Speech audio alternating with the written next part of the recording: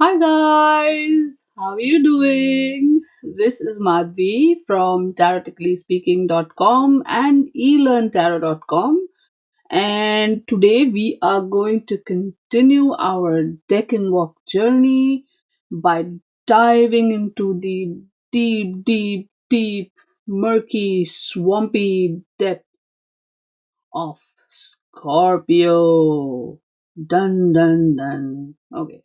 That was a bit dramatic, but I think Scorpio deserves all the drama because it craves all the drama. And we're going to give it all the drama because all the cards in Scorpio are drama. Okay. Okay. So let's try and understand the different decans, the three different decans of Scorpio through our, tarot card image lenses and other card image lenses. Let's get into it. And before we do that, though, a few quick announcements, real quick. First and foremost, all the different links will be in the description of this video. So even the other stuff, if I say, oh, I'll put a link for this, I'll put a link for that, I'll be sure to put a link in the description. But if I forget, let me know and I will add it. Okay. Secondly, and that's also equally important, I will be making a blog post, which, real time, all of this will be released all at once. So there will be a blog post of this particular video. So if you like to read your stuff better than sort of watching the video, great. You go read the blog post. The information will be definitely more better organized on there because here I'm just sort of speaking off the cuff. So there I take the transcript and I make it neat and clean it up. And of course I will add the journaling prompts, which is something that as I write they occur to me, so I write them there. So that's something different from the video over there. Most importantly, also very interestingly, you can adjust the playback speed, which is a fascinating thing to do, which really helps a lot of us who are like, oh my god, she is talking so slowly, let me speed things up. You can do that. I think it's somewhere in the corner here or there where you have the little gear icon in the video. You can go there and adjust the speed to your liking, and this discovery has been fantastic for me, so enjoy. Also, stick around till the end of the video because I want you to learn, obviously, the whole thing. Click on the like button, subscribe to my channel if you haven't already. Subscribe to my newsletter because if you're kind of forgetful and whatnot, and you don't want to I don't know what's going on, I will of course be sending out newsletters with all my latest updates and what have you. You'll get those there. And oh yes, of course, this is something that's been going on. I'm offering annual reading pre-orders. So you basically book the reading now, and I will deliver it to you somewhere in the middle of December. You use the code, and you'll get a 10% discount. Even this link, to where to go and order. There are three different readings. You can see which one you like and order that. This offer is often open till the 15th of December. So definitely check it out. Right on. Scorpio! Oh my god. So this is a very interesting sign. It is the eighth sign of the zodiac, and as I'm also discovering, each sign also corresponds with a house of your astrological chart. So it also sort of has a very interesting connection with the eighth house. A lot of the energies are similar, is what I found. Like if your first house is Aries, and your first house, if first house corresponds with Aries, for instance. So if Aries is all about discovering who you are yourself, and that is the energy of the first house, there's a lot of overlap. So this one overlaps with your eighth house, which is great. So people have, every time you say Scorpio, people are like, oh, these are vengeful people, these are, they have a lot of hidden depths or hidden agendas, they've got a lot going on, they don't talk about it. Well, according to the description, it is kind of true. Even the even the glyph, or you say the symbol is a scorpion, the name is Scorpio, right? And everybody is afraid of scorpions because they will sting, and Scorpios are therefore known for being vengeful. All of that is true. I'm here to tell you that it is true. Scorpio is a water sign, but it is ruled by fiery sort of planets. You have Mars, you have Pluto. So they really, really have a very fiery and watery sort of, vibe to it. And interestingly enough, Scorpio, one of the symbols of Scorpio is the scorpion, right? Who burrows under the rocks of the psyche or culture, symbolically. But then we have the other symbol, which is the eagle, where, we are soaring heights of perspective. That's the whole imagery of it. The idea is that the deeper you go, you look at the undercurrents, right? You go deeper and deeper, deeper and deeper into the depths of all the hidden, all the taboo, all the shadowy aspects that are at play, the more your perspective goes higher. And if you're wondering where you see this eagle, if you're on, in your tarot deck, look at the Wheel of Fortune card, look at the World card, especially in the Rider-Waite deck, where you have all the eagles at, you have the eagle in one of the four corners there. That is the eagle of Scorpio, actually. Right? So the four energies, the four fixed water, this is a fixed water sign, so there's that, right? So the eagle and the scorpion both are symbols of Scorpio, not just the scorpion, right? But until you go deep, you cannot go high. Isn't that an interesting juxtaposition? Right. So, what are the basic or fundamental qualities of Scorpio?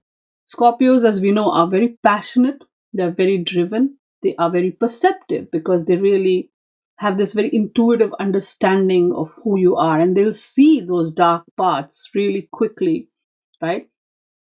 I have interacted with a bunch of Scorpios, and I will tell you this from personal experience. They really are incisive. Like they get into it, and they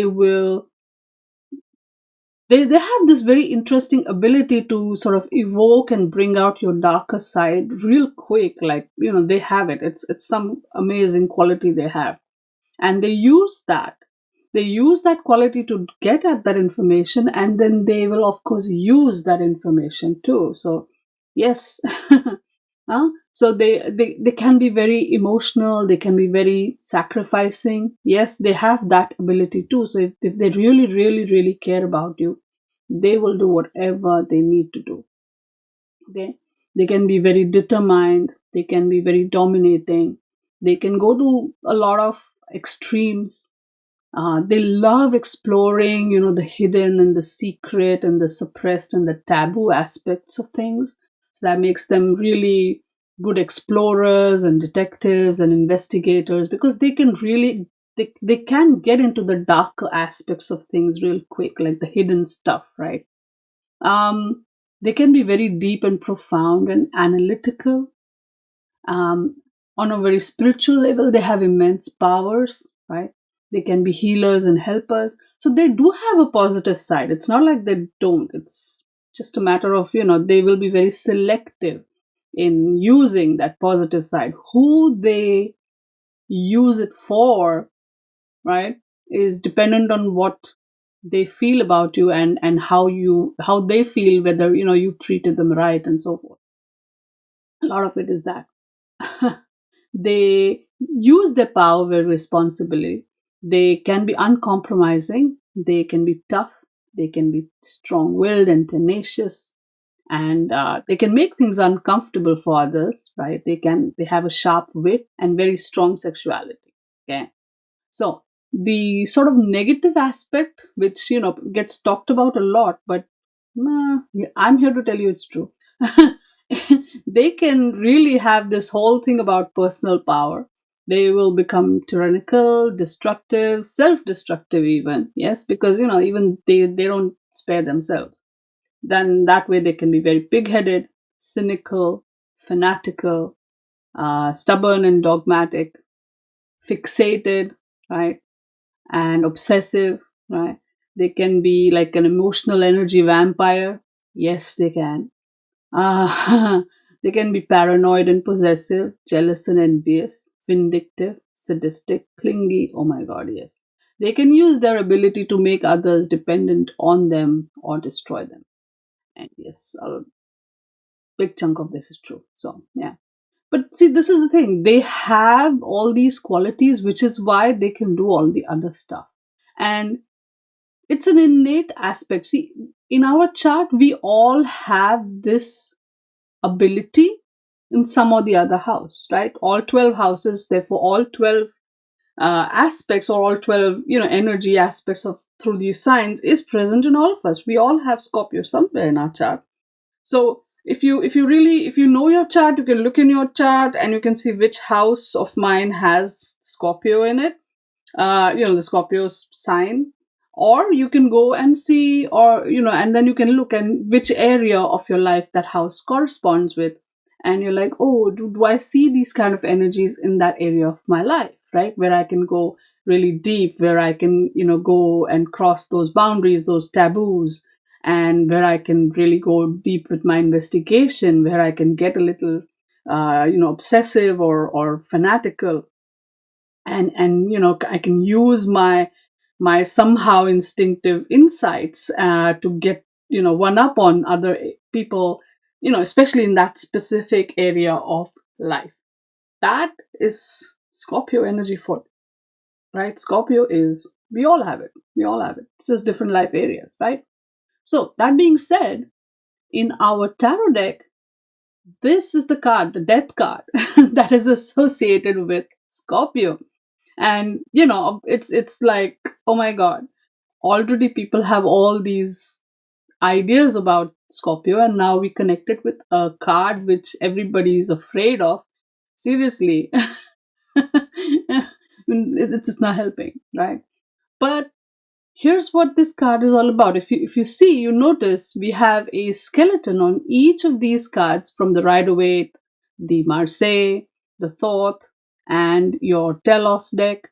All these cards feature skeletons, right? So we down to the bare bones. We have overcome even this Marseille skeleton that has some flesh on it.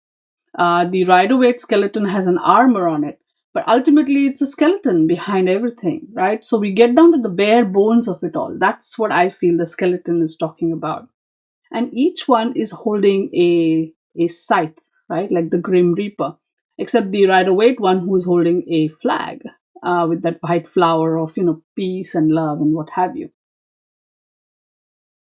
It is a very interesting imagery to begin with, right? Because Scorpio likes to go down to the deepest parts of it all, and I guess bare bones, expose it all. Doesn't want to see all the layers. We just get right down to it, right? In your Rider-Waite imagery, we see there's a lot going on, right? We see the underneath this skeleton is riding the horse, and at the foot of the horse we see the emperor from the emperor card. He's dead. Well, the card is called it, so what do you expect? What's gonna happen? The Hierophant is here as well, and he's sort of, I don't know, praying or pleading or saying, please, please don't kill me. I don't know what he's saying. You can put words there. You see the lady from the Strength card, and she's like, she's lost all her inner strength. She's on the verge of giving up. And this little kid, right? He's got flowers, and he's not afraid. And he's like, oh my God, look at this new shiny thing. Because as a child with no preconceived notions, he is not afraid to welcome what death represents. Okay, and that's a lot going on. And we see this little boat as well with the whole ferryman carrying the souls down the river, Styx into the underworld. And again, the whole underworld part, which death is often connected with, corresponds with the whole swampy death energy of Scorpio. And there is this little sunrise or sunset. I don't know how you want to interpret it. It's all subjective, right? So we see a lot going on here in the Rider-Waite imagery. And we see here in the Marseille Tarot deck imagery, we see this guy, the skeleton, he's kind of like he's reaping or cleaning this field. And in that field, we have heads and hands and legs. And oh my God, it's like after a battle, I guess he's cleaning up the dead bodies and body parts, right?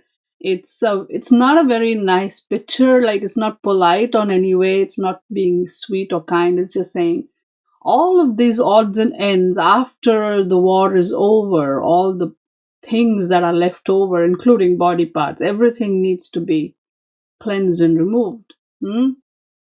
You look at the image here in the Thoth deck. Again, we see skeletons, we see souls. So it's again this whole vibe of, all everything that is done is being cleansed. You see the similar imagery here in the Telos deck as well. And this is what this card is truly, truly all about, right? It's about endings. Okay.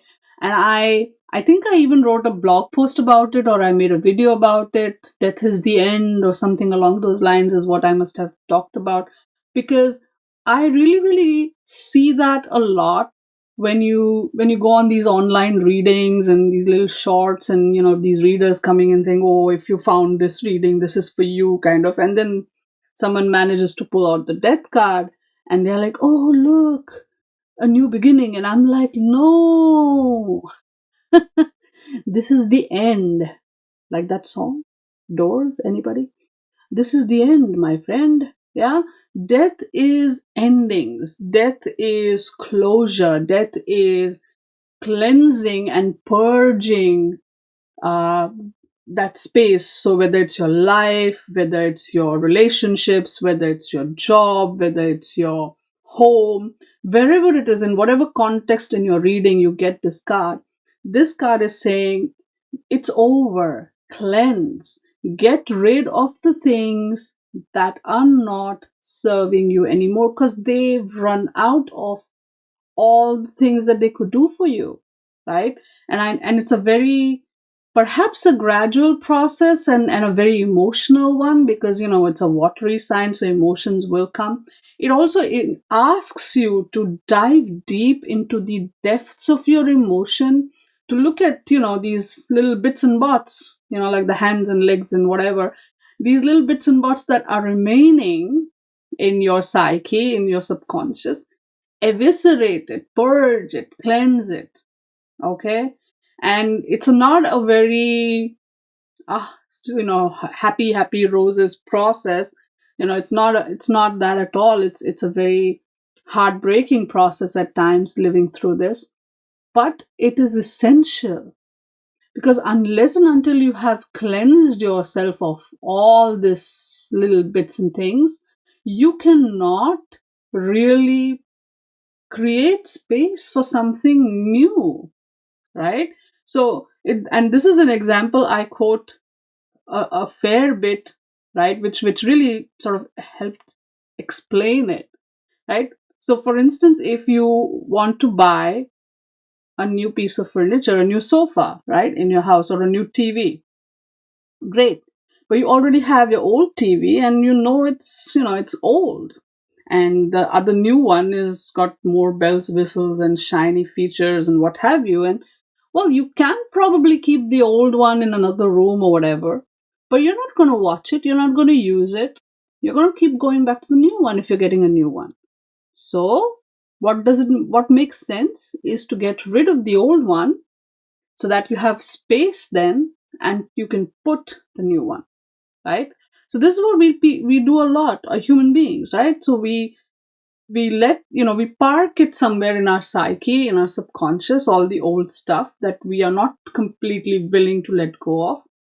But what happens is it clutters up things in that psyche, in the subconscious.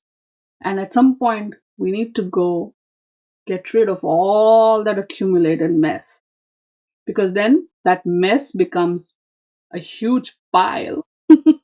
And depending on what's in there, things might not be pretty. So it is a very deeply pervasive and sort of, emotional process. Okay, so I've lingered a bit here, but I feel that this is what the energy is, and this is how it overlaps with Scorpio, because Scorpio is that investigative, deeply, sort of passionate energy, and it invites you to go into that unknown, that taboo, that fearful, that the energy that, it's like this is scary, this invokes fear, but you need to face that, right? You need to look into that, and you need to get rid of the crap, really, so that you can cleanse. You can have, like, if you've got that little one room in your house, or that one chair where you keep dumping everything, or that one table where maybe if you cleanse that out, if you got rid of all the extra stuff, you'd have, oh my god, suddenly you have space there, and you could use that room or that furniture for something better. So that's what the whole thing is. It asks you to face the dark aspects of yourself. And which is why this card often evokes very fearful reactions. And possibly that's why, the most scary looking imagery has been used here, because it's, I guess, as a visual metaphor, when you look at it, you are jolted out of whatever reverie you are in, and you're like, oh my god, what's this? And this whole sudden scary looking card comes up, and then you're like, so what is it that you're not facing? What is it that you've not cleansed out of your system? Get that out. Hmm? And that is the death card energy. And so when you're doing it's a process of ending and closure. It's whatever chapter of your life needs to be cut and ended, right? So be it a job, a relationship, a career, or anything at all, you need to face it and cleanse it. And that is what this card is about. And that, I think, lovely sort of correspondence with Scorpio here, because Scorpio is the necessary energy you need to do this, to be that investigative person in that part of your psyche, and like, let's go, right? Ooh, okay. So now let's get into the decans, because that's what we're here for. First decan is Mars in Scorpio, which corresponds with our Five of Cups. And the Picatrix decans book talks about it in this way. It says, the imagery is a man with a lance in his right hand, okay, and the head of a man in his left hand. Yeah, no, it's not pretty, is it? And the keywords are honor and glory, cunning and triumph. Okay, so we also see that imagery here in the Telos card deck, which is also interesting. It's got the little Scorpio tail in the on the boat there. Oh, that reminds me. By the way, I know, a little segue. Forgive me for this. But if you have been looking at the images of the Telos Tarot deck, and you've heard me talking about, oh my god, the book of this deck needs to come out because we need to dive into this imagery. Well, uh, a few days ago, I got an email from the deck creator. No, she didn't like email me personally.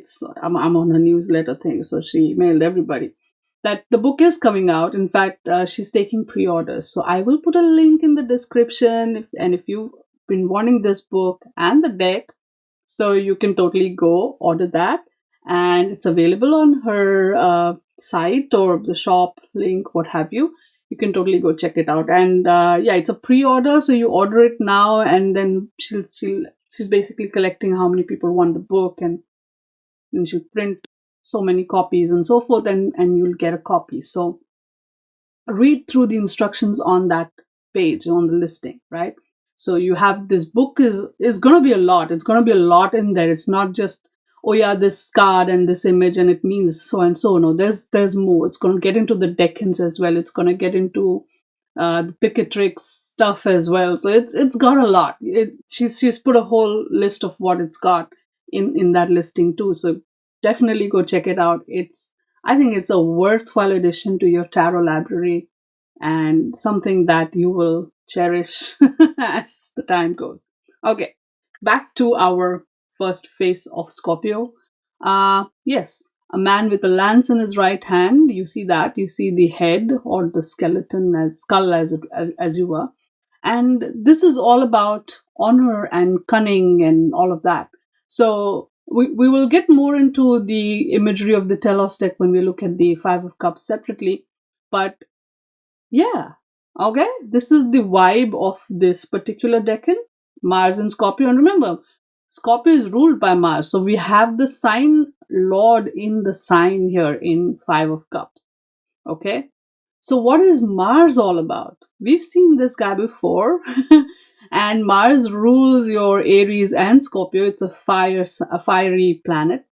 And Mars is the god of war, very masculine, very aggressive. Mars also is all about physical energy, right? So, yeah, I mean, I don't need to explain that. Mars is about drive and temperament. Mars is also about your animal attraction, your sexuality, your sexual playfulness, virility. Mars rules your passions, courage, bravery, your impulsiveness, your sense of drama. Remember, I said these cards are all about drama and confidence, dynamism. Mars can make you competitive, take risks, be ambitious, complete your tasks, right? And of course, on the negative side, Mars can become excessively aggressive and insensitive, hostile, quick tempered, angry, and rash. So that's your Mars energy. And when you have all this, right, it corresponds with your Tower card in the tarot deck, which again is very symbolically appropriate, I would say, because here we are looking at the Tower represents the different structures in our life, right? So it could be any kind of structure, really, principles, beliefs, habits, addictions. These are all the structures that we have created in our life. Yes, and even including governments, buildings, anything that we have built based on what we think, yeah, this is good to have as a solid thing in our life. And what happens is over time, as we build that structure around us, it envelopes us in its darkness, and then we can't see beyond that. And this is a fallacy because all structures need to change. Everything evolves. Nothing really remains as is in a vacuum. Even our perceptions change, our understanding evolves. And if we don't let that happen, well, the universe steps in and sends that bolt of lightning, boom, and the tower collapses. Okay? And that is what is happening here. And that is that energy of Mars. So even though we feel that, oh, Mars is all about this aggressive, war-like energy, but sometimes, and I say this with a heavy heart considering what's going on in the world, we are in this card here right now. Sometimes it is, okay, not all times, but as I said, sometimes you need to break this structure down and crumble it to dust because that has become rotten, or that has become too restrictive or too constrictive, and there's no other way. And we need to then escape or flee or be thrown out, what as the case is, from that burning tower. Okay? And free ourselves from that restriction.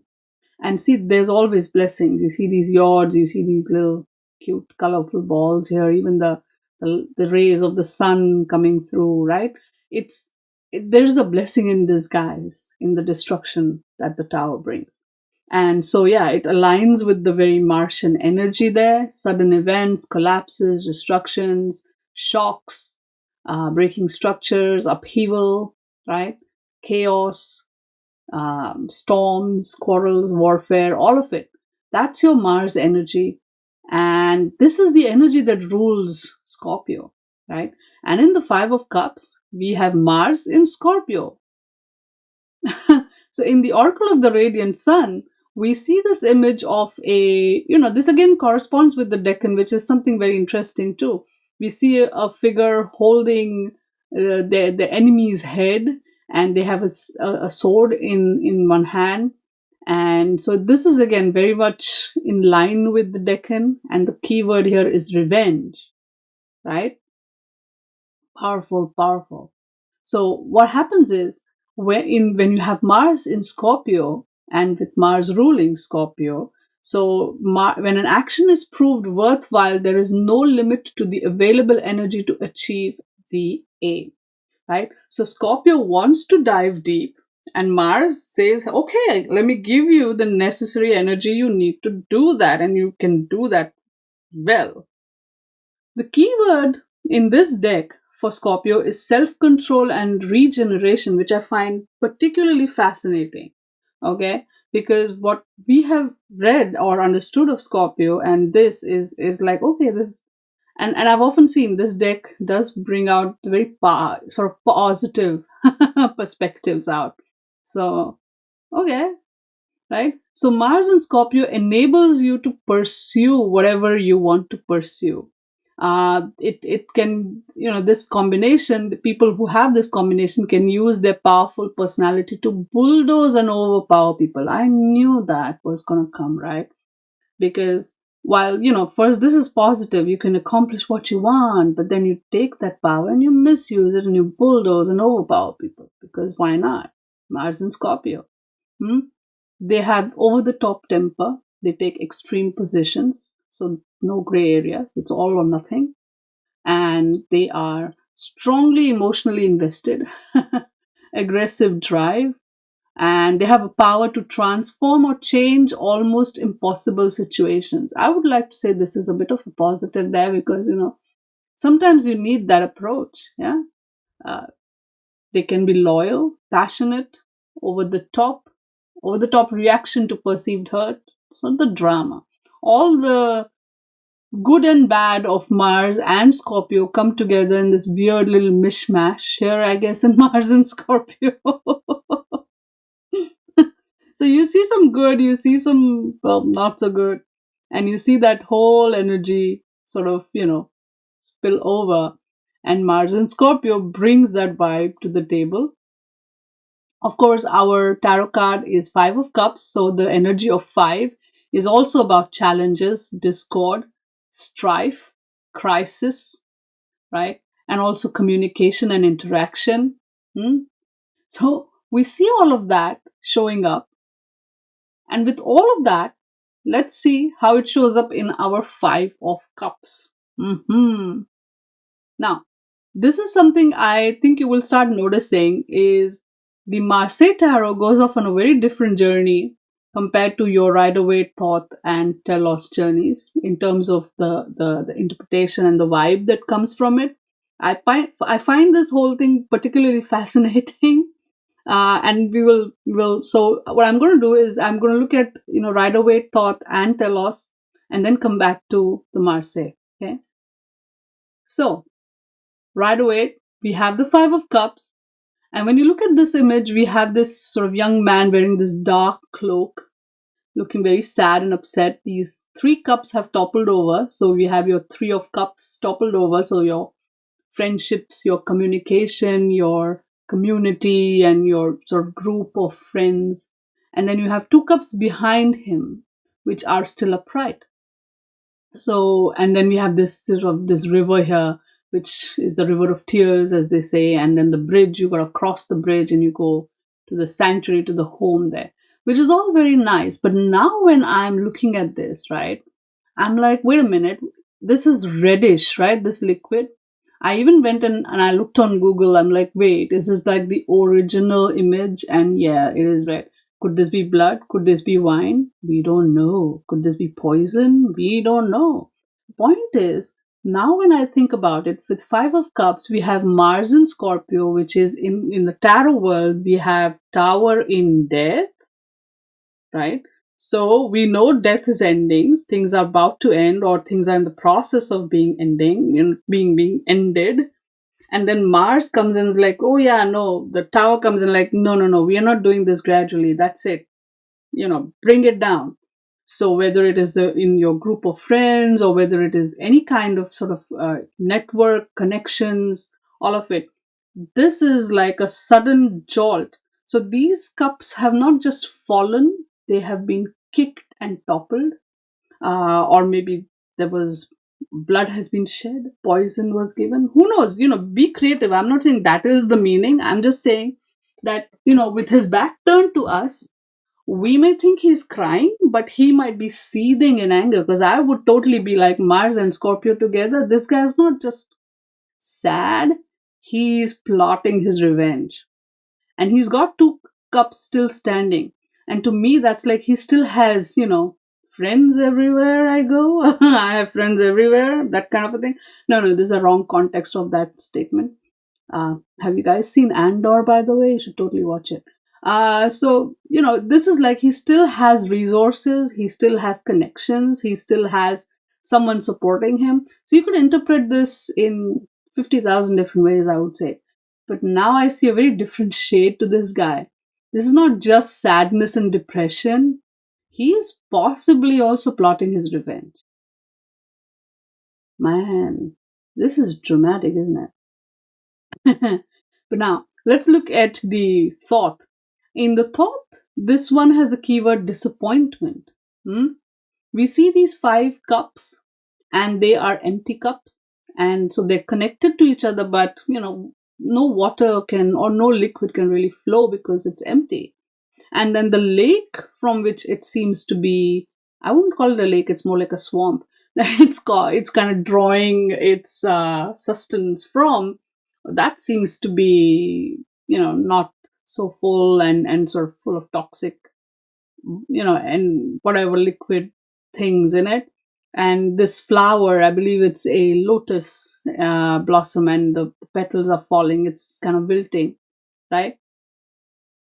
And even this, oh look, this is an inverse pentagram. So we are looking at matter over spirit. This imagery is also there. The inverse pentagram in the devil card of, the Rider-Waite. Nevertheless, so we see what we see here is essentially, well, disappointment. If you're looking for the cups to have anything of value, they don't have it. If you're looking for the source, it's kind of drying up, or, well, not having good value content. Even the flowers are wilting. So you will be disappointed no matter what you do. And you see the meanings here: disappointments in expectations, hope faded, melancholy, disappointment, loss, failure, feelings dying, right? So this is not happy, this is just feeling sad. And more than sad, it's disappointment. I like that keyword, it really matches. So this is Mars and Scorpio. So if you dive, so if I say Scorpio is about diving deep into the depths, you walk in with certain expectations. Mars does, like, oh yeah, let's go dive deep into the swamp. And then, well, what were you expecting to find, right? You aren't going to find gold here. You dig deep, is nothing but swamp. That's your 5 of Cups here in the thought. And here now, oh my God, right? Look at this. We have this lava river. This is a Mars river. This is not your like a nice sweet river. This is the lava river, right? And this boat is able to transition this because it's a scorpion boat. So it's made out of poison, I would say, right? Like, you look at the boat, it looks like the tail of the scorpion. Oh my God, right? And he's got poison here, the 3 cups that have turned over, and he's got more poison here. He's got the lance and this, and even the bridge now has these spikes on it. I mean, come on. This actually, reminds me of that scene from, when Anakin and Obi-Wan had their final fight in that lava planet, where ultimately Obi-Wan is like, I have the higher ground, and really Anakin basically is defeated, more or less.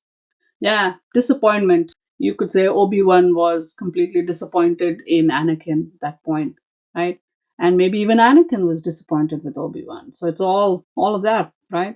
I that's what I see. I don't know. I'm having a Star Wars moment. You have to forgive me. But anyway, this is, again, I like this meaning, disenchantment with something one expected to find pleasure in. So you were looking to find something joyful. Mars definitely was looking to find something interesting and joyful, but it turned out to be not so great, and so you're disappointed, right? Feeling let down and deceived. Something lost and left wanting more. Hmm? Settling for less than desired. Emotional dryness and disconnect with the feminine principle. So you have all these interesting meanings here. Makes sense? Mars and Scorpio, the Picatrix energy being all about sort of, cunning and honor and all of that.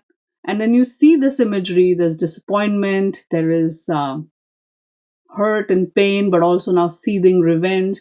It's very much on brand with Mars and Scorpio, right?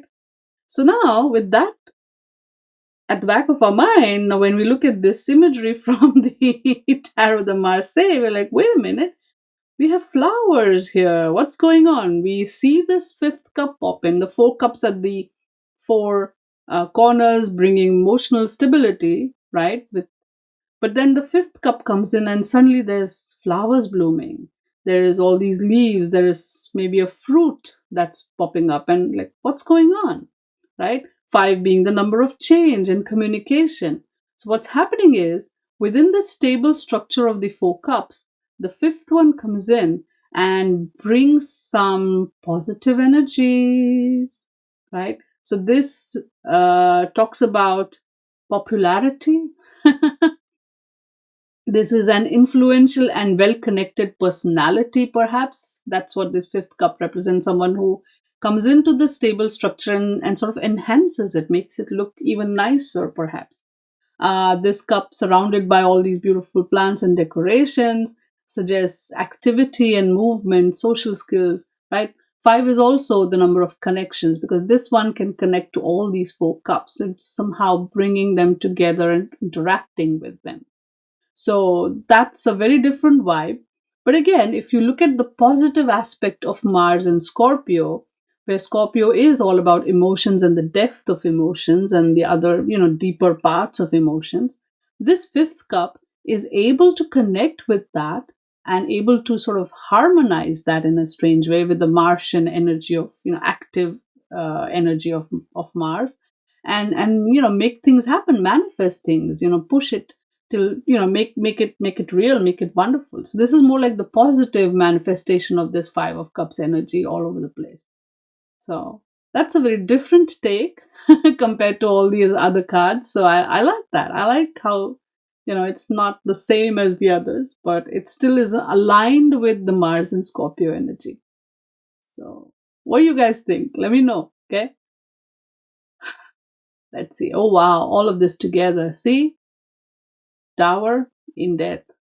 This guy is like, I'm plotting my revenge now. And because something bad really happened. They were toppled. This was a revelation for me. I can't get over this, honestly, if you ask me. And even here, right, if you look at this imagery from the Marseille, while he's reaping all these body parts, the skeleton, the tower energy comes in and just sort of collapses and crumbles, and maybe he cleans it all up. And now, well, once you've cleaned up all the crap, well, now you can make it look pretty. Can you not? And even here, this energy of death where he's sort of, cleansing and the souls and all the things and the karmic cycles are happening. The tower energy is like enlightening you with all the destruction and this fire. And so, you're expecting something, but you don't get what you expect. This disappointment. You see the similar energy here as well in the Telos deck, except it's slightly prettier, maybe. Can I say that? Okay. Please, thought people, don't be upset with me. I like both. Okay. So yeah, that's your Mars and Scorpio drama. With that said, let's get on with it and look at our next decan, which is the Six of Cups, Sun in Scorpio, right? And as I've experienced these planets with Sun, with Mars, there's some slight differences, but the approach doesn't really much change. Like the Sun is also equally like, aggressive and what have you. So let's look into it. Uh, This Decan, the description is a man riding on a camel and holding a scorpion in his hand. Ooh, right? This reminds me of the sort of story, but in that story where I guess it's this man is crossing a river and the scorpion sits on his shoulder and then climbs on his head and then ultimately bites him. Here it's a different kind of it's this is a desert, right? Because the camels are in the desert and he's holding the scorpion in his hand. So maybe that's the story. Weird energy here, but still that's the second phase of Scorpio and makes sense with the sun, right? So it's the keywords associated with it are disgrace, scandal, tragedy, and anger. Well, yeah, if you're going to hold the scorpion in your hand, what do you think is going to happen? Right? And that was also the moral of that story with the guy, crossing the river with a scorpion. Ultimately, the scorpion bites him, and then he's like, well, I helped you. Why'd you bite me? And the scorpion as well. That's my nature. I'm going to bite you. Yeah. So you do a good thing, comes to bite you back. That's what it is. And so we see this camel and this guy, and is he holding a scorpion? I think he is holding a scorpion in his hand. But we also see these eagle wings, which we know is also the imagery of Scorpio. And we see a lotus, and we see this water going. But is it going from down to up or up to down? We don't know. In a tarot deck, anything is possible. So yeah, the keyword here is pleasure, by the way, which is interesting. And the meanings are also pretty decent. We'll look more into it when we get into the card itself. But here, this is the second phase of Scorpio, Sun in Scorpio, talking about scandals and disgrace and tragedy and anger. Okay. With that, let's look at the Sun, which, as I said, I started to see that, Sun and Mars energy can very often be very similar, but there are differences. With Mars, it's like angry and passionate, and Mars is always like ready to attack. But with Sun, it's all about the ego. It's all about their personality and individuality, their identity. So that is the sort of propelling energy here. With Mars, it's more anger, but with the Sun, it's more ego. And a lot of people will be like, how different is that? And I don't know, it is different. It's not the same. Identity is not the ego, but that's just a very subtle difference, isn't it? It's with Sun, it's the pride, it's self-worth, right? Sun can also be bright and radiant, and it's necessary for your vitality, life force. Sun is willpower and stamina. Sun is rulership, consciousness and conscious wisdom, and self-expression. Sun can also then become arrogance, vain, and attention-seeking. So yeah, I mean, you see, there are too many parallels here with Sun and Mars. They kind of run very, very close to each other, and so I wouldn't really expect the energy to be a little, different. But that's just me right here, right now. But of course, it will be different. I've made the slides. I know what's going to happen next. So anyway, the point is, when we look at the tarot cards, we definitely see this big bright sun, which kind of dominates the imagery. From the Marseille, the Thoth, and the Telos, we see two little children here playing in the sunlight.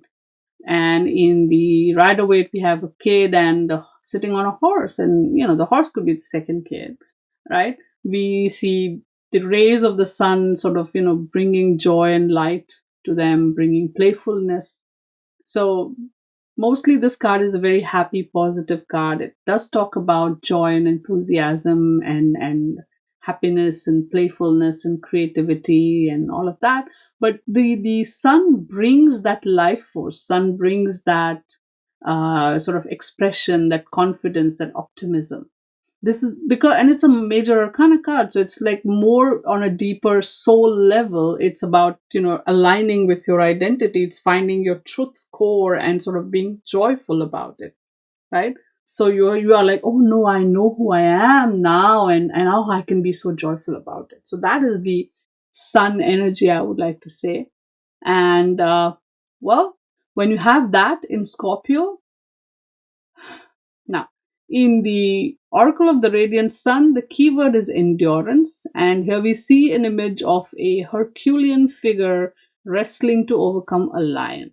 And we also see a big, big sun here. Like everywhere with the sun, the sun has to be like very prominently there, isn't it? Here again, the keyword for sun is fortune. Scorpio is self control and regeneration. And this is a very interesting combination. And you know, sun brings this awareness of the extreme qualities in one's nature. So these people who have that placement, they know of that, of this extreme qualities in their nature. They're ruled by passion. They're devoted to what they care about. They appear secretive, very Scorpio, but they are silent rather than talking too much, which again goes against the grain for the sun, but okay. In Scorpio, I guess the sun is like, let's wait and watch. They have a lot of energy to accomplish their goals. They are very sensitive to the thoughts and feelings of other people because with the clarity of the sun in Scorpio, you can see what's going on. There is an intense drive to investigate and understand the nature of things around them. They have a desire to take a new path. These people study psychology, philosophy, mysticism. They can be leaders. This is the sun energy.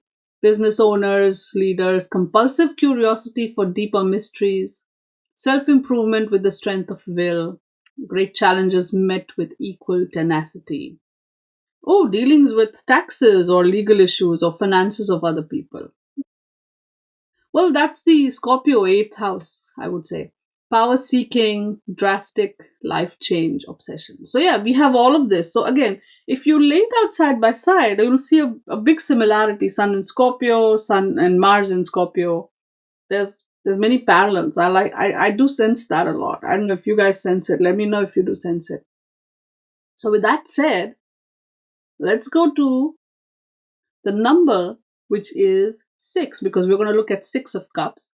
And 6 is the number of harmony and balance and community and home. It's of service and responsibility. It's of creativity and imagination and abstract thinking. All of that. Oh, I love this number. So this is the energy really now, which is why I say we see a very different picture compared to the 5 of Cups.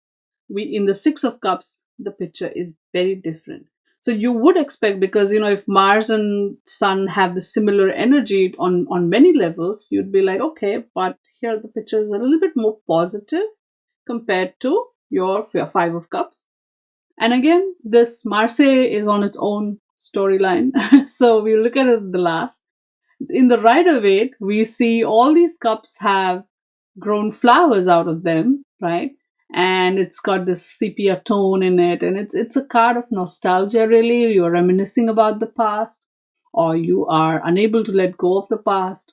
You may reconnect with someone from the past, or you're caught up in the memories of the past. One way or the other, this card is all looking back at the past. So the Scorpio vibe is about sort of diving deep, sun bringing this very positive energy. So what I often sort of felt or have experienced or have seen of other people experiencing nostalgia of the past is we tend to sort of gloss over the bad aspects of that past, and we just glorify the good aspects. We're like, oh yeah, this was lovely.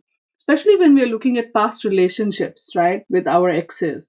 And like, oh, I reconnected with my ex, or my ex reached out and connected with me, or some situation has happened, and then we just go on this, oh my God, we had the best relationship, but dude, y'all broke up too, and maybe you should remember that. And don't gloss over that. Don't be like, oh yeah, but he's grown. He's not grown. Sorry. But he hasn't. So that is your, very 6 of Cups. I would say Sun in Scorpio, right? Like you have to really shine that sun. The sun is bringing and making it positive, but maybe use that sunlight to also see the negative very clearly. Use the clarity rather than the, oh, happy, happy, I would say. Now look at this one. In the thought, these 6 cups now are, these are not empty, they are filled. Each of them has this little flower on top of it, which is sort of, bringing joy. It's spreading joy. These are not wilting flowers by any means. They are bringing joy into the whole equation. So now we have joyfully filled cups, right? Even that swamp seems to have gotten some water there, and it's kind of, filling these cups up with, orange is the color of sort of joy and vitality. We've seen that in the Rider Waite card as well, where he's having this orange banner, which is the energy of joy. So, long story short, this is the card of pleasure. 6 brings that connection, that harmony, and all of that. The number 6, right? So we are looking at reawakening spirits, emotional recovery, especially after what happened in the 5 where you were disappointed. Now in the 6 of Cups, it's like suddenly things are coming back. It's like suddenly in that dry swamp or in that very murky water, now you have the infusion of some clear water or some water by itself. And it's bringing something back. It's reviving you. It's filling you with creative energy. And you are suddenly experiencing a lot of pleasure from all the different things. The sensual pleasure, the sexual fulfillment. There's all of this happening. Okay. Especially if you connect it with this whole reconnecting with the past kind of thing. Those memories, my goodness, it's just, I've seen this happen so many times. I've often gone through it myself too. And I will tell you this, every time I'm feeling something nostalgic and, oh my God, he's not that bad, I remind myself, I'm like, girl, remember what this card is all about. Come back to earth. You have to talk to yourself. I often tell myself, and thankfully now those moments are few and far between, but I'm telling you, this is an energy we have all gone through. It doesn't matter. We all experience it, right? And we have to be the ones bringing ourselves back on earth. That's all there is to it. But look at this one now, right? We have this Decan imagery. We have all of this. Now, I'm truly, truly, truly. When I get the book, I'm going to make a whole video about it. We have enjoyment of life, harmony, true freedom, right? So that's where the eagle comes in, right? It's the big picture perspective. It's like the soaring heights of perspective. So you have dived deep, and now you come back and you see a different perspective and you bring pleasure and joy, right? There's also sexual strength and fertility. In both these thought texts, you see that common energy there. Joyful creation, all of that. Now, what happens in the Marseille though? This is wild. So here we have, 2 groups of 3s on each side, and there's a central axis where you have this big flower, and we have the seed, and we have a new flower, right? So it's something really beautiful going on, but then this 3 and this 3 on each side of it. So this is about continuity. So 6 again being a number of family, right? So we're looking at continuity of generations. What happened before is going to happen in the new generation and so on. And these flowers are going to keep blooming, right? This is a reliable relationship. This is long-term, long-lasting relationships, stable partnerships, right? It's having security in your partner's feelings. It is repetition without growth, though, right? It can get monotonous. It's the same. So generation to generation to generation, everything is just a repetition of the old stuff. Nothing new is happening, right? That can happen. That does happen. So you fall into the same emotional traps. So this is the wild vibe here. And when you look at it, Sun in Scorpio, right? Here as well, here, in the Rider Waite and the thought, we want to use the sun's clarity. We want to use the sun's bright energy when we are looking in the murky depths of Scorpio, if we will. And as we reminisce, as we go nostalgic, we want that clarity to not make us feel happy about the past or sad about the past for that matter, but to just give us the very, very efficient sort of clarity about what happened. So the good parts can and will consistently remain good, but the not so good parts can be there, and we shouldn't ignore that, and that's there too. And I guess over here in this, Sun and Scorpio energy, we do see a little bit of that hidden Scorpio vibe here in the monotony that happens, right? But the Sun also brings some stability here in the repetition, because Sun, likes that, I guess. Because it reinforces its sunness, right? It is the center of the universe. The sun is the center of the universe. The sun loves being the center of the solar system, as it were, right? It's like, well, all these planets revolve around me. I'm the greatest. Ta-da.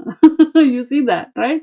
So I think that's how I would like to see Sun and Scorpio in this combination. What do you think? Let me know. But yeah, this is the Marseille has been quite a bit of an interesting wild card in this whole group, I would say. In all the three cards, honestly. Okay, so let's see all of this together, right?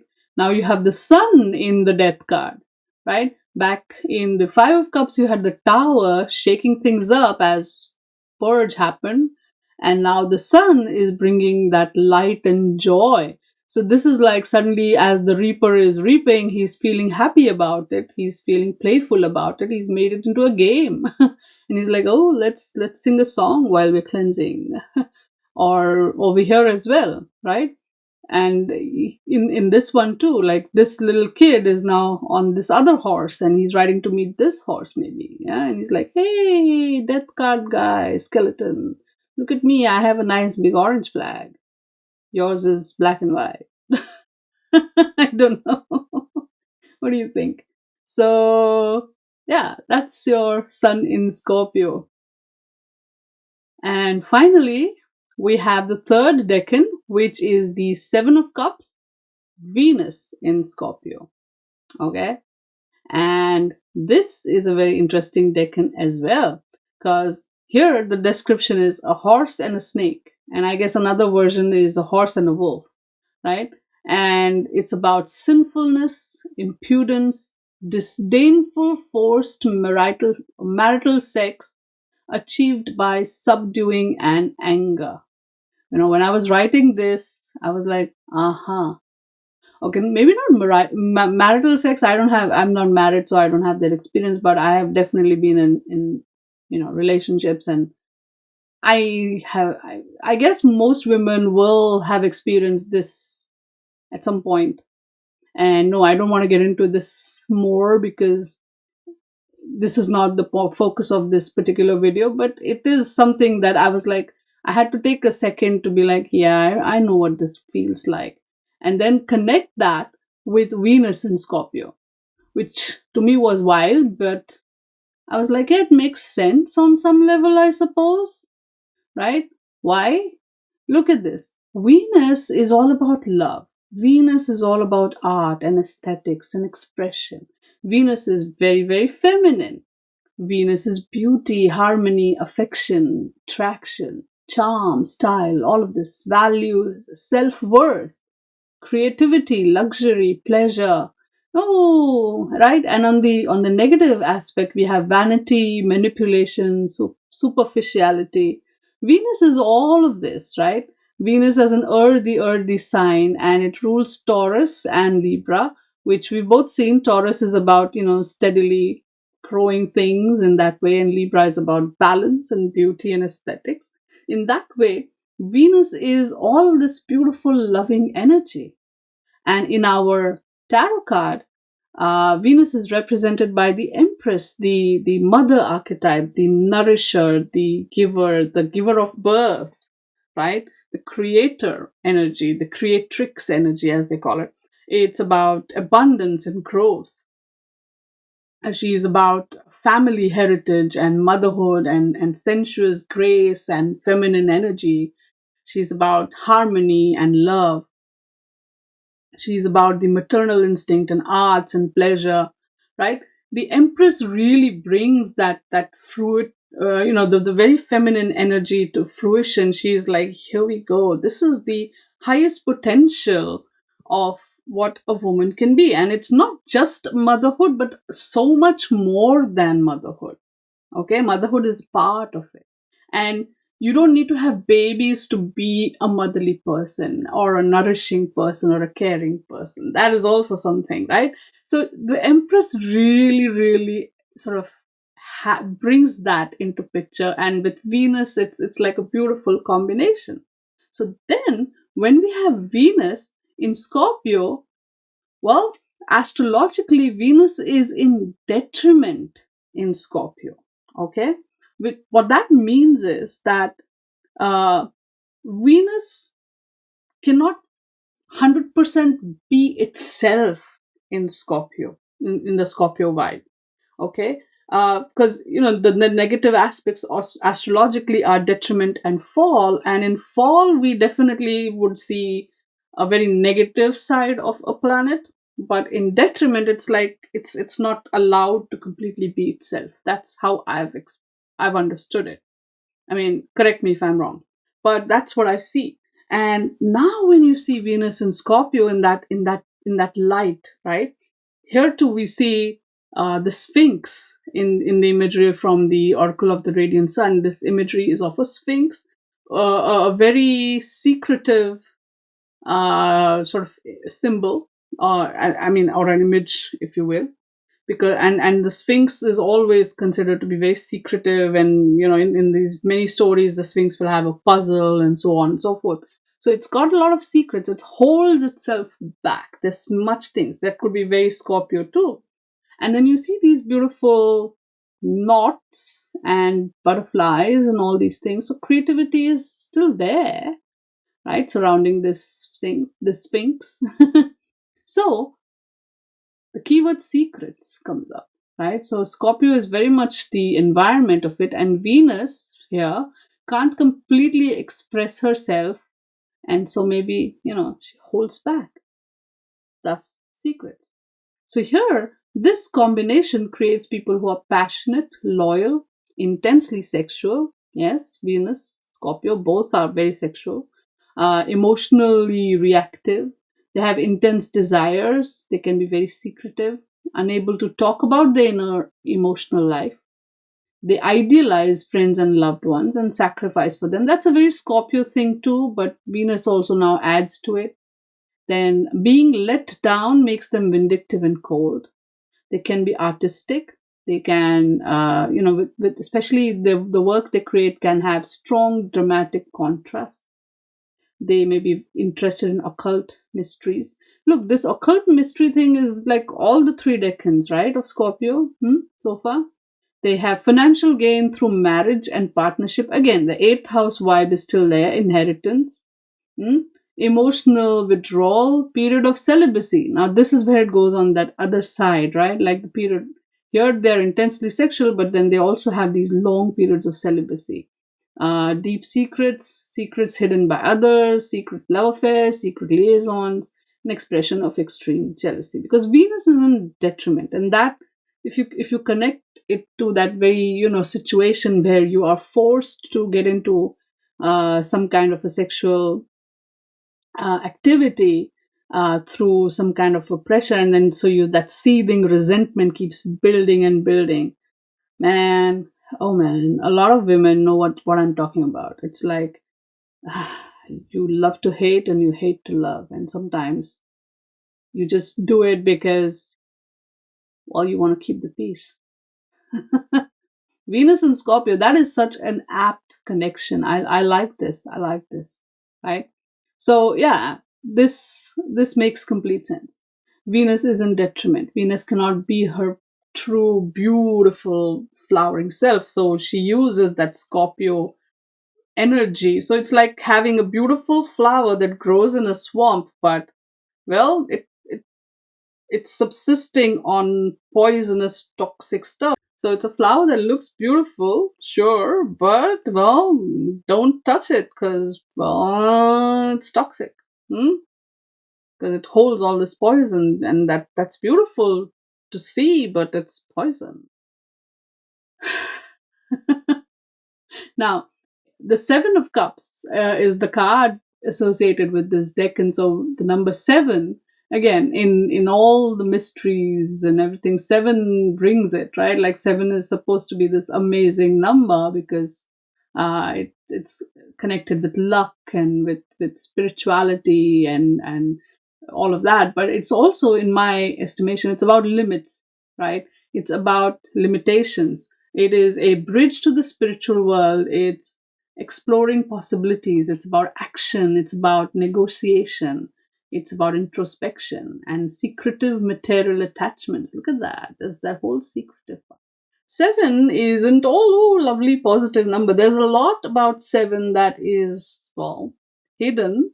And seven is, in my experience, seven can also be about the energy of let me just test these limits, right? Like if you say to seven that, okay, this is as far as you'll go, and seven is like, sure, and then it will try to poke through that limit and see if it can. It's like a teenager trying to test all the rules and the limitations you've set it, right? That's your seven.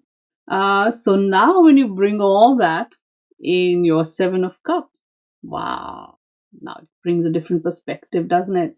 Hmm? At least for me, as I was making these slides, I was like, oh my God. I had many OMG moments. Again, Marseille on a totally different vibe. So let's start with the Rider-Waite. Here, this familiar image, we have these seven cups emerging from these clouds, and each cup holds something which stands for something. So you have all these jewels which stand for wealth, the laurel wreath, which is bravery. I believe this dragon, also bravery, and some, this home, castle. We have secret knowledge, we have long life, we have beauty. So it's like these are the things that most people would desire. These are, and again, it's a very twilighty thing. This is a cloud, so this could be imagination and fantasy, right? And Venus talking about all these material luxuries that one desires, yes. But then Scorpio is diving deep into that fantasy realm and bringing that out into the world, because Venus, earthy Venus, helps you manifest it at some level.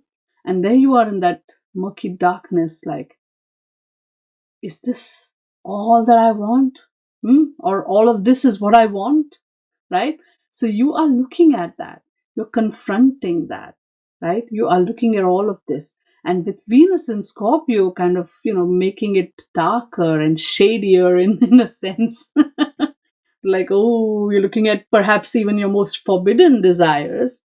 And you're like, ooh, I want all this, right? And it's kind of, some good, some not so good stuff is there. It's like a very borderline crazy, but not crazy kind of a fantasy here. Now, when you look at your Seven of Cups from the Thoth deck, and the keyword being debauch, right? That word means destroying the moral purity of, or corrupting, perverting, and leading astray. That is the word meaning. So, what we see, of course, we have these cups now, and the swamp, it looks bad, right? Even these flowers that are sort of, on top of each cup, the nectar of that flower is, well, it looks toxic and bad. And so these cups again, right, as I said, the swamp is there and all these flowers are growing out of it, but those flowers are, they grow on poison. This is a plant that survives on poison and toxic waste, right? And we are looking at dangerous temptations, addictions, dependency, disaster, deception, threat of calamity, bad business negotiations. Well, in the Rider-Waite, it's still, borderline positive, borderline not so positive. But here, the thought is just like, nope, this is bad. This is taking something beautiful and really corrupting it, poisoning it, making it very, very toxic. So even though Venus is there, she's in detriment. And so all the beauty on the outside, well, the depth is not so beautiful after all. It's poisonous, right? So running from reality to depravity. And we see that similar vibe here as well. Here, the horse and the wolf both are standing in that toxic sort of sludge, and maybe that's why they're jumping, because it's maybe burning their toes, acid would do that. And we have all these different things in each sort of beaker. So it's kind of cooking, it's chemical reactions are happening. They are being fed with toxic stuff, and so whatever's coming out of it might not necessarily be good. Hmm? So we have external splendor, but internal corruption, right? All is not what it seems.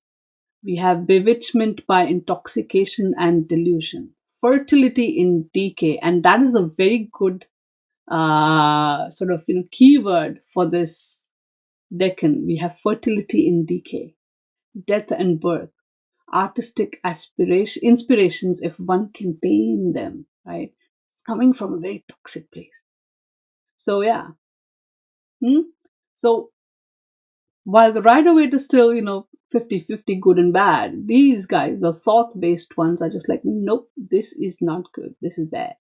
And then when we look at the Marseille, which is on its own journey, now we see 3 cups here and 3 cups here on the top, right? Just like your 6 of cups. And now the 7th cup has come into the picture. So just like your 5 of cups, where we had 4, one in each corner, and then the 5th one comes. But now when this 7th cup has come, we don't see flowers, but we see these beautiful sort of leaves and stuff coming in, right? And this imagery is like this 1 plus 6 sort of arrangement of cups, if you will. So we have this one individual, and we know the 6 cups was like a group, a family. So we get a 7th one coming into the picture, who kind of maintains that individuality, but they are part of that group.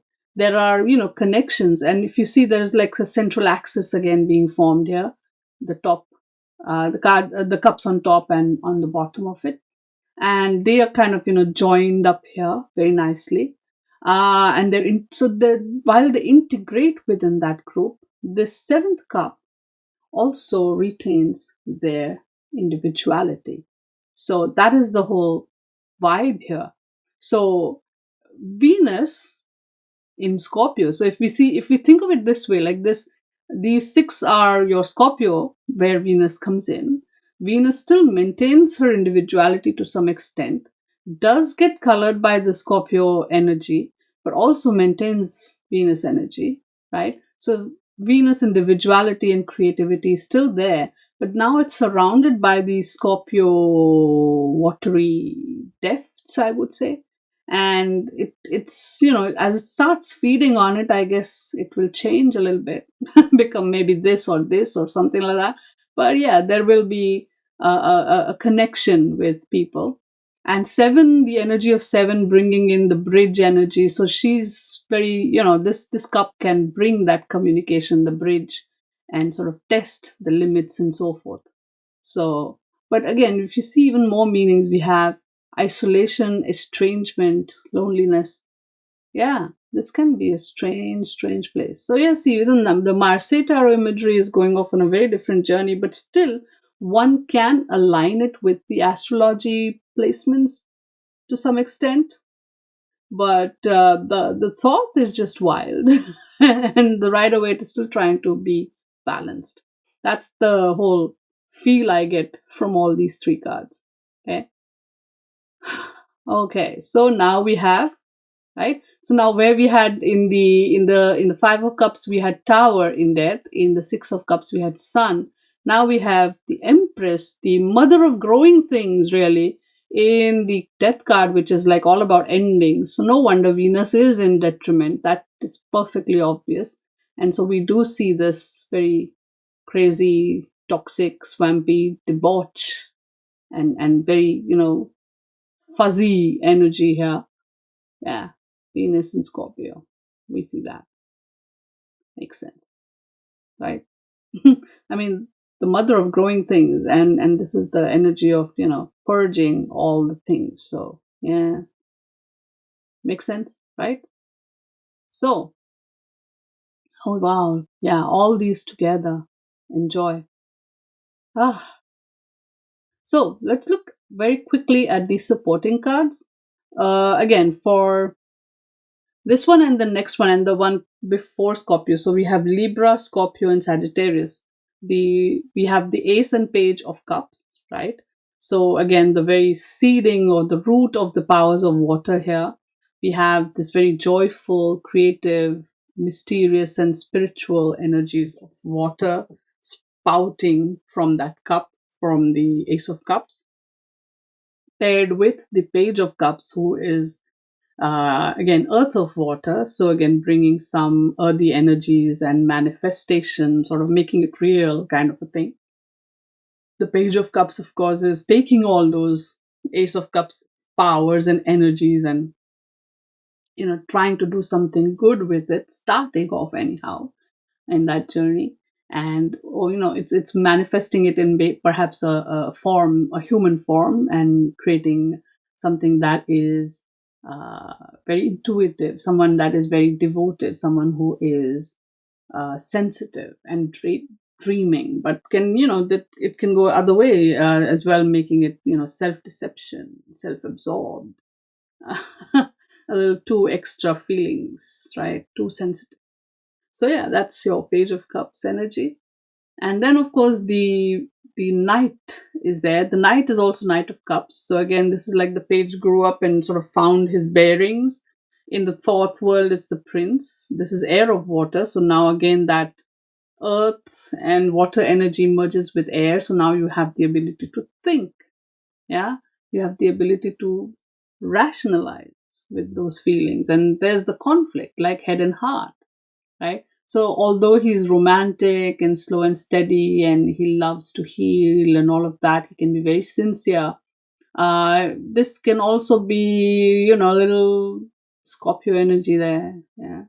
And the eagle. The Telos really brings the imagery, in powerful play.